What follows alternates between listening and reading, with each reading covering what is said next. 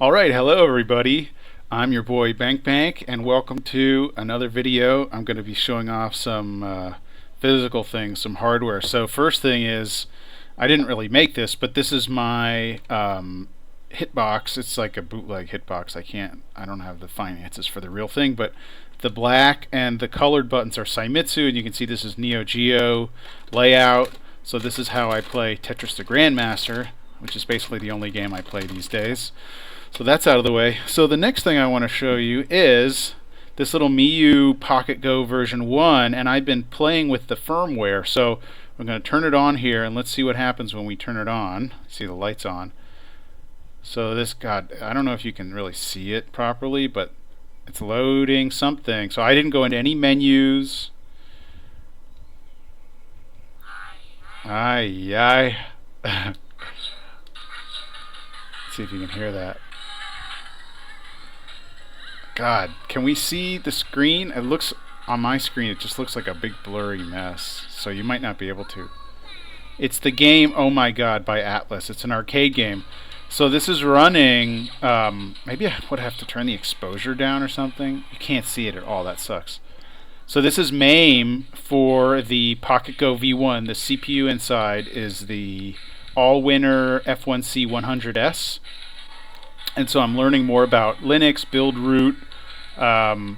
So basically I modified the firmware so it just boots up right into one game, and then when you're done, so one quirk about this hardware is, and maybe most Linux handhelds that use an SD card, is you have to press this button to exit. If you just turn it off, you might corrupt the SD card. So when you press the button on top, it just shuts down the whole thing, and you should see the light go off, and now I turn it off. So it takes about 10 seconds to get into game, pretty convenient, and you know I'm obsessed with what I call perma-slots, devices that just play one game. So another one that I made and I showed on here previously, this is ESP32 based. Oh, the battery might be dead. Let me see. So what I did was I opened this up. I got a soldering iron, and I've been learning about soldering with mixed results. But let me plug this in, see if we can get it to work. I guess it's probably not going to show up properly on the screen. This is a 3D printed case that I just used their kind of mold, their idea.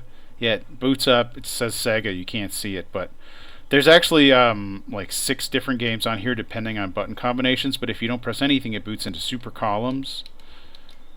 And a lot of these buttons I don't need. Like if I was really into this, I would make a new case, like modify the original 3D printed case, but it doesn't have sound, and it only plays 8-bit games. And I mean, nothing against 8-bit games, but like, I don't know, I think I came to the realization that I'm just not super into playing 8-bit games. Like that Oh My God game, it's not my favorite game ever, but you know, I can sit there and play it. Like, this is meant to be a time killer, a convenient time killer. I could sit there and play it for a little while. I mean, I guess I could do this, or like Game Boy Tetris or whatever, but anyway.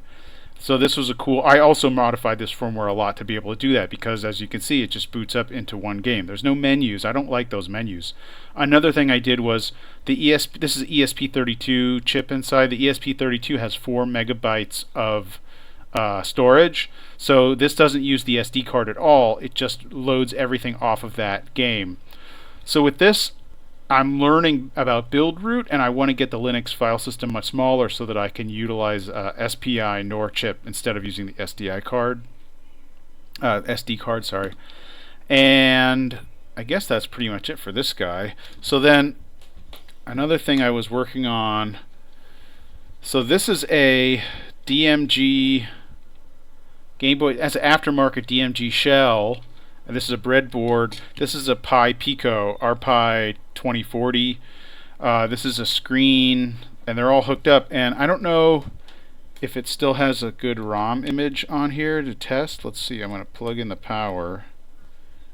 It's turning on. Okay, so again, you're not going to be able to see that it's actually playing the game, unfortunately. But if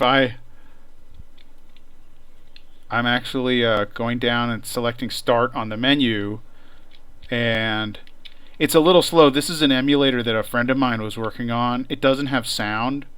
There's another Game Boy emulator for this RP2040 hardware that has sound based on the New Boy emulator. So my idea for this was to make a Game Boy that booted up into just a couple games, hold down different combinations. And then the interesting, different, unique aspect would be that the games would be in mono color. So different games work out differently. Maybe I can edit this video to show some screenshots or video footage of different games running in mono. But I just thought that would be like if I was just going to make this like an ESP32 Game Boy that ran off an SD card, there's nothing new, there's nothing novel, there's nothing special about that. So, okay, what if I make the games play in mono and curate a collection of games that look good in 1-bit color, So basically, my plan now is to try to incorporate this hardware with this. So this works. This is like just the joypad and the buttons and stuff, but that's a fair amount of what I need.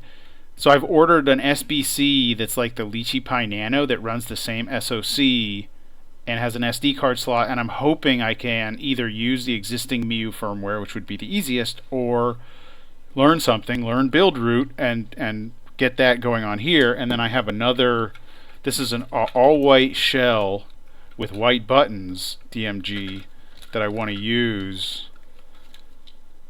So you can see it's obviously not hooked up to anything, but how cool would this be to have Oh My God boot up in here? Oh, and so part of what got me on all this was I was obsessed with the game Soul Dam, the arcade version, and I tried. So the version of FB Neo that runs on here is an old version, and Soul Dam doesn't. That old version doesn't support Soul Dam arcade version. So I tried backporting the Soul Dam driver from the current FB Neo. I spent so much time, I never got it to work. But so I'm using MAME on here to run Oh My God, and so here's the thing. Oh My God, the Atlas 93 arcade hardware uses 168,000 CPU, and it's 320 by 240, perfect for the screen.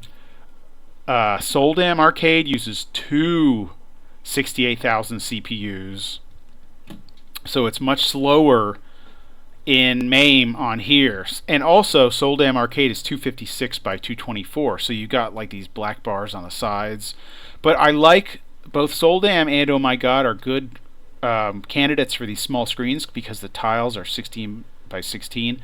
Whereas even though I love playing Tetris, and Tetris the Grandmaster 1 runs okay on this, the PS1 conversion, the little tiny 8x8 tiles are just a little bit too small. But also eventually, once my TGM2P port for Mega Drive is done, I'll be able to play that on here. Maybe I'll throw up some footage of that, a little Easter egg for you. So I think that's pretty much it. Here's a little, this is kind of a junky handheld that nobody will like, but I like fiddling around with this. It's like, this is the cool baby RS11. So right now, I'm basically abandoning 8-bit, I'm abandoning ESP32 and PiPico, and which don't run Linux, they're bare metal, and I'm going to focus my energies on Linux and build root on these all-winner low-power SoCs. So that's it for today's video. Thank you very much for watching, and have a wonderful day.